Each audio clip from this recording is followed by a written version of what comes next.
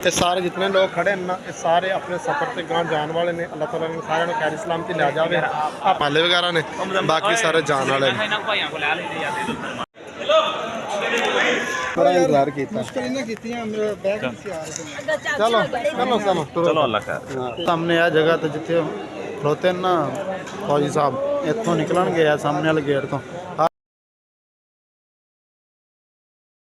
अस्सलामुअलैकुम रहमतुल्लाह बरकातहू। हाँ जी तुम्हारे बार किवें उम्मीद करने तुसीं सारे खैर खरीयत नाल होवोगे। जिवें कि तुसीं पिछले व्लॉग सानूं वेखिया सी असां मुल्तान एयरपोर्ट ते पहुंचे सां ते हुण माशाअल्लाह असीं एयरपोर्ट दे अंदर घूमदे पे। पहलों तो तुहानूं मैं मोटा मोटा ना एयरपोर्ट का रिव्यू कराना, उस तो बाद 10 बजे भाई आएगा उन्होंने लवांगे तो फिर साडा रात का सफ़र है। नैक्सट रात रोटी खावांगे रस्ते किते रुक के, और जो भी साडा प्रोसीजर होया तोड़ो तोड़दा इंशाअल्लाह सारा तुहाडे नाल शेयर करांगे।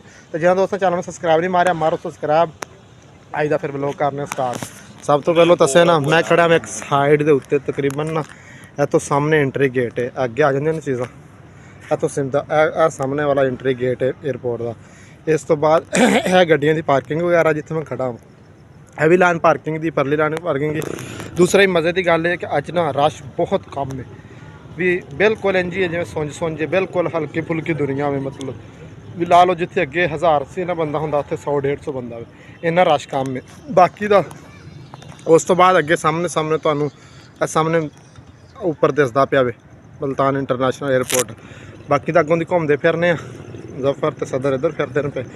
तो हुण असीं अगे चलते हैं फिर ये होना का निकलीए। चलो फिर हुण तुहानूं विखाने इत्थों दा माहौल शौल, क्योंकि साडे कोल टाइम हैगा अभी हजे तकरीबन 4 घंटे असीं इत्थे एयरपोर्ट के अंदर ही घूमना। उस तो बाद फिर असीं इत्थों दी साडी वापसी होनी है। बस चलते पे हुण अगे फिरदे तुरने। यह सामने वाला एंट्री गेट है, थोड़ा जूम करना यह तुहानूं नज़र आ रहा मेन गेट है। उस तो बाद असीं अजे ना फुल वगैरह भी खरीदने ने, रस्ते सानूं फुल नहीं मिले आगे क्योंकि रोज़ा का महीना ने, इस वास्ते फुल जड़े ना रस्ते नहीं मिले वो लवांगे एयरपोर्ट के अंदरों। वो भी बड़ी महंगी कीमत आंदे अंदरों मिलते हैं, लेकिन पता करने चलते हैं अगे अगे तुहानूं चल के माहौल थोड़ा जिहा विखाने। माशाअल्लाह साइड ते खूबसूरत जे फुल जे लगे हुए हैं, इधर भी फुल वगैरह ने पार्किंग गड्डियां दी। हुण चलते हैं अगे अगों चल के तुहानूं ना विखाने फ्रंट जिथे मेन चीज़ है। अगे चलते पे इधर फोटोग्राफी हो रही है, तस्वीर वगैरह नहीं जा रही।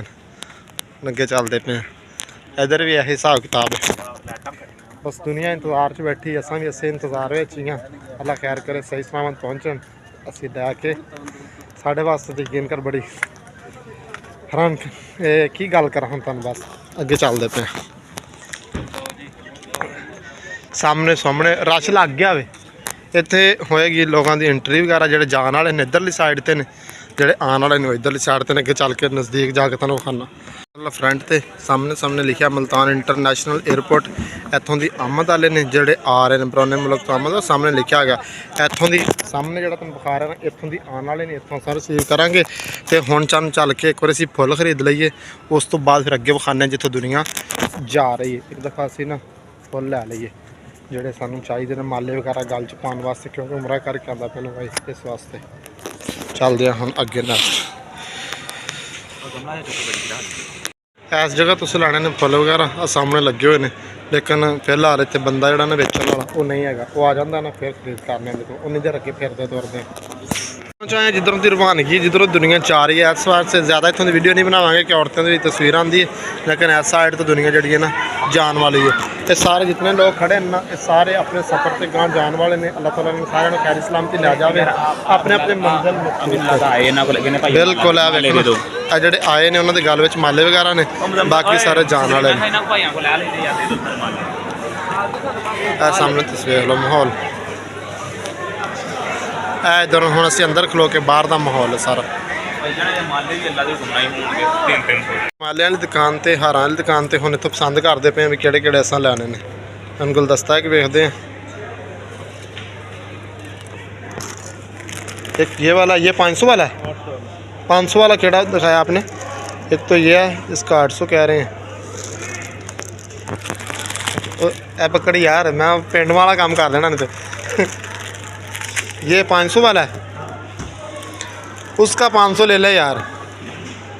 हाँ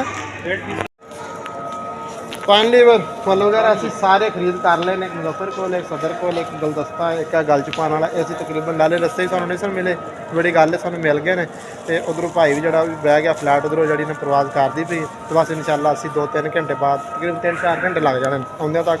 ਉਨੀ ਦੇਰ ਤੱਕ ਅਸੀਂ ਇੱਥੇ ਘੁੰਮਦੇ ਫਿਰਨੇ ਨੂੰ ਕਾਰ 'ਚ ਰੱਖਨੇ ਆ ਤੇ ਫਿਰ ਅੱਗੇ ਨੈਕਸਟ ਚੱਲਦੇ। Welcome back weaver. ਟਾਈਮ ਹੋ ਗਿਆ ਸਾਡੇ ਕੋਲ 11 ਦਾ ਤੇ ਮਾਸ਼ਾਅੱਲਾ ਫਲੈਟ ਆਉਣ 'ਚ ਵੀ ਥੋੜਾ ਜਿਹਾ ਟਾਈਮ ਰਹਿ ਗਿਆ, ਬਸ 20-25 ਮਿੰਟ ਰਹਿ ਗਏ ਨੇ। ਤੇ ਅਸੀਂ ਵੀ ਹੁਣ ਇੰਤਜ਼ਾਰ 'ਚ, ਰਸ਼ ਤੇ ਕਾਫੀ ਸਾਰਾ ਲੱਗ ਗਿਆ ਵੇ। ਉਸ ਸਾਈਡ ਤੇ ਚੱਲਦੇ ਹਾਂ, ਮਰਦਾਂ ਵਾਲੀ ਸਾਈਡ ਤੇ। ਇਹ ਸਾਹਮਣੇ ਆਉਣਗੇ ਲੇਕਿਨ ਰਸ਼ ਇੱਥੇ ਕਾਫੀ ਜ਼ਿਆਦਾ ਸਾਈਡਾਂ ਤੇ ਹੋ ਗਿਆ ਨਾ, ਵਾਰਡ ਜੀ ਲਾ ਦਿੱਤੀ ਇਹਨਾਂ ਨੇ। ਇਸ ਸਾਈਡ ਤੇ ਵੀ, ਇਸ ਸਾਈਡ ਤੇ ਔਰਤਾਂ ਨੇ। ਇੱਥੋਂ ਸਿੱਧੇ ਆਉਣਗੇ ਨਾ ਫਿਰ ਮੁਕੰਮਲ ਵੀਡੀਓ ਬਣਾਵਾਂਗੇ। ਰਸ਼ ਕਿਉਂ ਲੱਗਦਾ ਜਾ ਰਿਹਾ, ਹੁਣ ਲਾਈਨਾਂ ਬਣ ਗਈਆਂ। ਬਸ ਅਸੀਂ ਵੀ ਹੁਣ ਵੀ ਲੋਕ ਅੱਗੇ ਬਣੇਗਾ ਜਦੋਂ ਆਉਣਗੇ। ਆ ਕੇ ਇੰਤਜ਼ਾਰ ਖੜੇ ਹੋ ਗਏ ਇੱਥੇ ਸਾਹਮਣੇ ਆ ਜਗ੍ਹਾ ਤੇ ਜਿੱਥੇ ਖਲੋਤੇ ਨਾ ਫੌਜੀ ਸਾਹਿਬ। ਇੱਥੋਂ ਨਿਕਲਣਗੇ ਆ ਸਾਹਮਣੇ ਵਾਲੇ ਗੇਟ ਤੋਂ।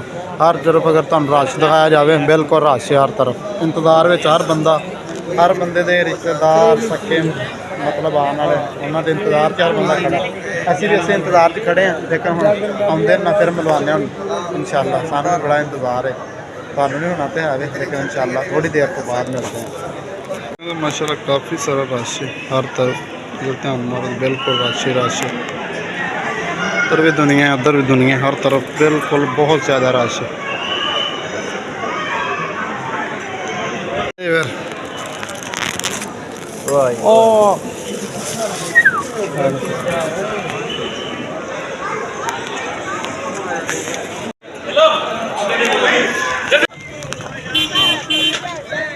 बड़ा इंतजार करा के मरवाता था तो तू खपाता है।